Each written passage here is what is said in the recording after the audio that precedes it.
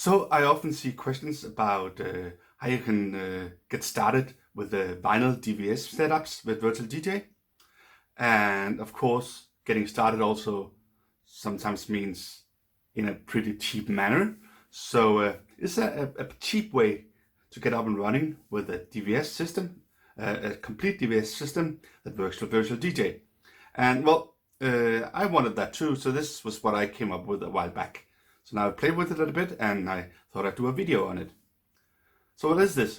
This is actually, as you probably expect, it's two turntables and a mixer in the middle. That goes without saying. But of course these could be two Technics or something more modern. And this could be something like a battle mixer from Pioneer. And then it would be really expensive to get up and running. But this is not. This is two tiny turntables from Numark and a mixer from AKAI. So let's see what that means. Well, the turntables are, like I said, the Numark PT01 scratch turntables. So they also work standalone. They actually have a little speaker in them in here. And so you can actually put on a regular vinyl here, start playing and start learning how to scratch. That's probably what the main intent is. But they also work fine. They'll also work fine in this kind of setup for what they are. So we're not going to use the speaker, and we're not going to use this crossfader kind of thingy here, because it's not really a crossfader, it's just a button. But we want that to always be on, because, well, we're mixing over here instead, right? So not going to use that over here. So in DVS modes, of course, and then there's the vinyl here. That's as you can see, that's a Serato vinyl. I don't think you can get 7-inch vinyl from Atomics at the moment. So this will have to do. So it's a Serato virtual vinyl, and it works great. Virtual DJ works with all sorts of these brands of vinyls. So Serato works great with Virtual DJ when it comes to these vinyls here. So so then you're basically ready. So what's next? Well, we can try throwing the tone arm at it. And as you can hear, it starts playing this coded signals that the DVS is running on. The control signal. So let's pull it up again. So that's basically the this thing. So you can do multi-purpose. We are going to use it for DVS. You can also just practice on it, and it actually has batteries even, so you can practice out in the park or whatever. There are actually competitions on it where people do that. So that's kind of funny. But for us, it's just always turned on, and we're just using it with a Serato 7-inch vinyl, because it has to be the small ones, right? So how much does these cost? These cost about $170 each, and of course you need two of them. And then the vinyl here, it costs about $30 for a pack of two. If you take just the black cheap ones here, that are the ones that I'm using. Now the mixer is the AKAI mix, and I think they're actually back in production. At least I can get them in places. For a short while they weren't really available, but now I think they're back. And this is a great little mixer. Of course, it's tiny. It's 2-channel, but it has a really great crossfader for turntablism, for scratching. You can see it's an inner fader that's on here. It has OK upfaders. It has a basic transport function that you would expect, that you absolutely need up here. It has a full EQ. It actually also have kill. If you turn touch, it'll have kill here, so that you can kill the EQ. And it also has the filter knobs.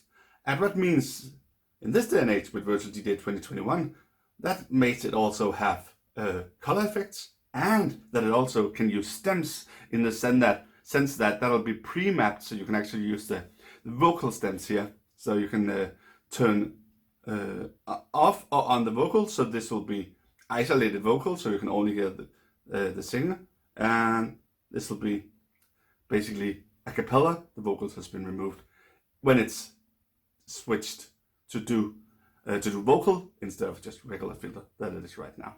So pretty cool, pretty powerful stuff. And of course, this is fully natively supported in Virtual DJ. It doesn't really matter if these guys over here are, because, well, they're just providing audio right now. Virtual DJ has no idea where that's coming from, basically. So this is the guy that needs to be supported, and that's fully supported in Virtual DJ. And it's priced at around $250. So the connecting part is also pretty simple, like you would expect, because this guy is doing everything.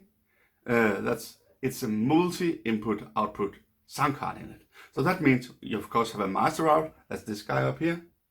You have USB connection, that's for talking to Virtual DJ basically. And then you have two inputs here, those are for the two turntables. And of course you also have your headphones out down here.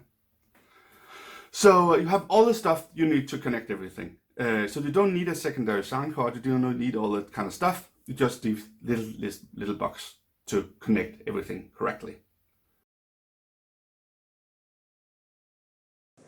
Then you of course have to set it up inside Virtual DJ. So this is audio settings, and as you can see, I have chosen to go with the ASIO driver. You can also use a Wasabi driver. That's actually what we'll do if you hit here. But I've gone with the ASIO driver, 64-bit version. So you have a master output and a headphones output, just like you would expect on the AMX. And then I have the two timecodes here. I have a timecode input 1 and a timecode input 2, using the same sound card and the same ASIO driver. So that's that part. And then once you enable this timecode stuff, you get a new little pane over here. So I click that, and then you can see I've set my setup to relative mode. That means that it doesn't really care where it is on the actual physical vinyl. So if you move the tone arm, it won't change where it is in the song, because it's all relative. I prefer that mode, but you can change it if you want to. And then I have my two time codes down here, and it actually probably detected itself, but as you can see, this is where you choose what you're using at the moment. And I can see my left one is actually using the Serato B side and checking the actual physical disc that looks right, and the other one is using the A side of another vinyl, so that's fine. And then I can calibrate them, so I can actually start playing them down on the physical turntable. Just cue the sound. And then you can see I'm getting calibration, and I'm getting a signal quality at close to 100, and calibrate again. So if this is not round, or if it's way too big or something like that, you need to change the gain, this kind of stuff. But this looks great. Let's try the other one.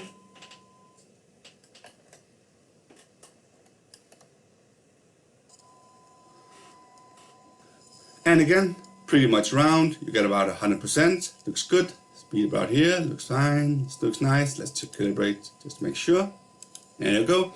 Now it's ready to go. So if it looks something like that, put the other one back on again. Then this is how we want it to be.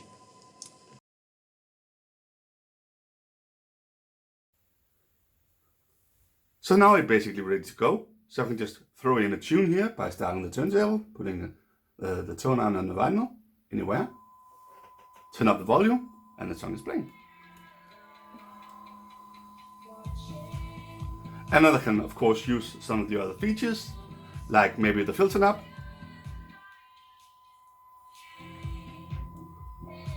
which, like I said, also could be set to other effects, like color effects, like echo.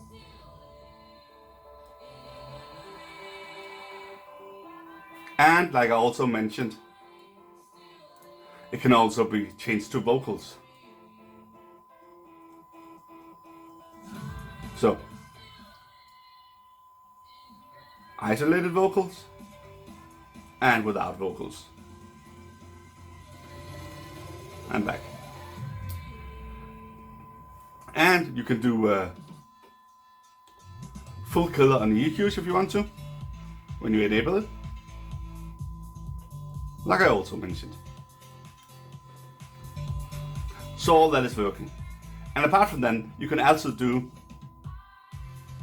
stuff like that kind of intuitive compared to that the vinyl is actually playing. You can pause the track, you can cue it, you can start it, and it'll work like you expect. So it only uses like kind of the input from the vinyl when needed. So I play again, I cue and it waits until I play, or I cue and I move the tone arm and go back, and starts again like that.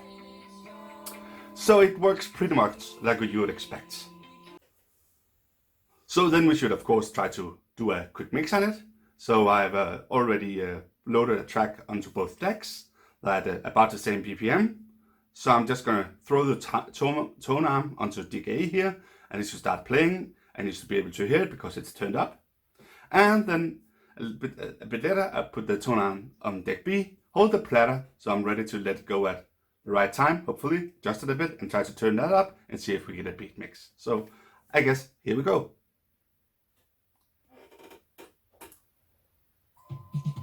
So that starts playing automatic like we expected. It's turned up, we can hear it. Put the other one on there. And then go on the one.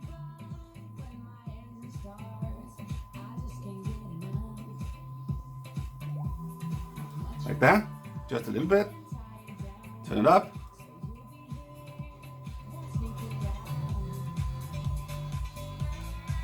And we've done a beat mix on vinyl.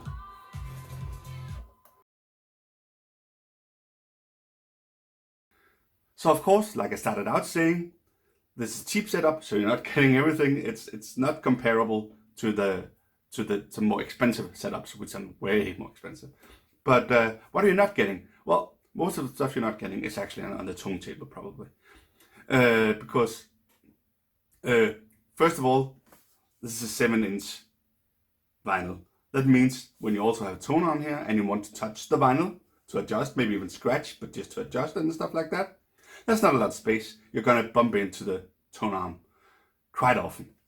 Then there's actual needle on the tone arm down here. That's not really a needle. That's something ceramic, I think. So it works for DVS okay, but it's not for listening to audio, that's for sure. Then there's the tone arm in itself here. It's very plasticky. It doesn't have a great balance. It doesn't have a great feel to it or weight. There's actually a lot of nuts you can find on YouTube to making this better. Everything from switching it out to actually just putting a coin in specific places on it to give it and glue that on to get a better balance on it. So I'll try to list a couple of those videos in the video description. Then there's no start and stop button. There's simply no start and stop button. It starts and stops when you move the tone arm, so you can't really do the kind of things you would normally do to do some effects when you're using turntables, or just to get a better control over it. That's simply not present. So that's not there either. There's also mods for that. So there's actually people who have drilled a hole and put in buttons for that. So there's no really good way to adjust the pitch. That's actually over here, so you can adjust the pitch. And it will work. You can actually hear it if I just put it on so you can hear the audio from the actual disc. And I can turn up this track. And you can actually hear that it'll eventually get the pitch change.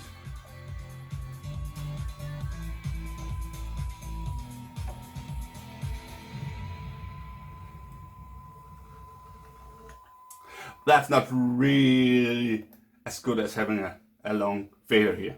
So maybe this is mostly for you to sync a little bit, I would say, to get the same BPMs. The motor is not really stable compared to the great motors in the old Technics, and also some of the newer turntables you can get. So not a great motor, but it kind of works. So you get some drift and you get a bit of a flutter with the BPM when you look at it. You do that on most of them, but you do that more here. Then there's when we get over to the mixer. That's just a basic mixer. It doesn't have a patch section. It doesn't have hot cues. It doesn't have loops. It doesn't have any of all that stuff that you probably really need when you do this. So that's all the stuff probably that you're missing when getting a cheap setup like this. But of course, you can add some of the features missing, especially from the mixer section, by adding a secondary controller. So I've added a small tiny Nanobot 2 controller that's only about $80, and that can actually do some of the stuff that you're missing. So by default, the first scene or page, if you will, of it is mapped to hot cues. So now I have hot cues. So if I play a track,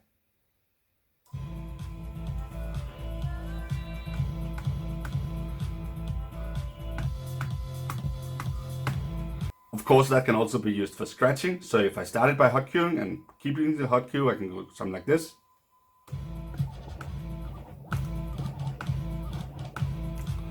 So that's often used in scratching. So that's another purpose of having hot cues added. Then if you change the scene on it, it has loops. So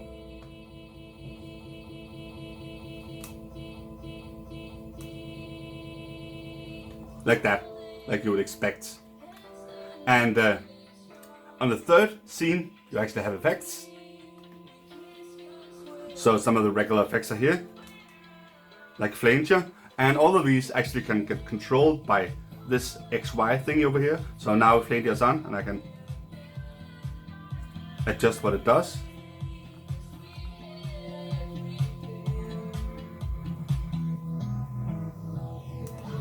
We have phaser here.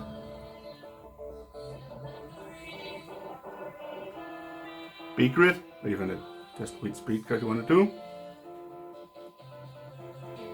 That's while pressed. Distortion. And maybe echo is pretty common. And again, you just adjust what it sounds like by adjusting the length and strength over here. Backspin. And another filter.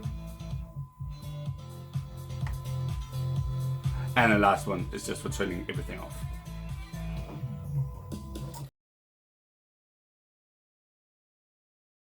So do I like this setup? Well, I certainly like its price. I mean, the turntables were $170 each. And the virtual vinyl here were $30 combined.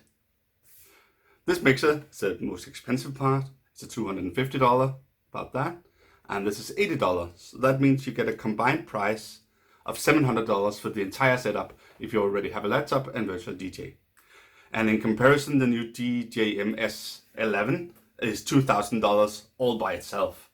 So that's a big difference. That's also a big difference in quality. So do I like this? It's fun. It's certainly fun to play on. It's certainly fun to learn on. And it's certainly fun to realize how much that's not like it used to be when you're just using a controller.